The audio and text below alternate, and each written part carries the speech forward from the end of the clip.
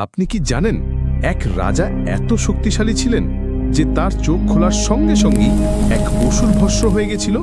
বহু যুগ আগে রাজা মুচকুন্দ দেবতাদের হয়ে অসুরদের বিরুদ্ধে যুদ্ধ করেছিলেন। দীর্ঘ বছর যুদ্ধ শেষে তিনি এতটাই ক্লান্ত হয়ে পড়েন যে দেবরাজ ইন্দ্রের কাছে কেবল একটাই বর চান, অবিরাম ঘুম। আর যিনি তাকে জাগাবেন তিনি যেন তার দৃষ্টির আগুনে ভস্ম হয়ে যান। দেবতারা তার এই ইচ্ছা পূরণ করেন। হাজার বছর পর যখন কালযবন শ্রীকৃষ্ণকে ধাওয়া করছিল, কৃষ্ণ তাকে এক গুহায় নিয়ে গেলেন। সেখানে মুচকুন্দ গভীর ঘুমে মগ্ন ছিলেন। কালযবন ভেবেছিল কৃষ্ণ ঘুমের ভান করছে। সেই গিয়ে লাথি মেরে তাকে জাগানোর চেষ্টা করল। আর তখনই মুচকুন্দা চোখ খুললেন।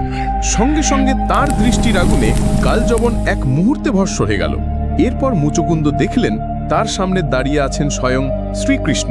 তিনি বুঝলেন সবই ঈশ্বরের পরিকল্পনা। আপনি যদি কৃষ্ণ ভক্ত হন এবং আরও এমন অজানা কাহিনী জানতে চান, তবে অবশ্যই আমাদের চ্যানেলটি সাবস্ক্রাইব করুন।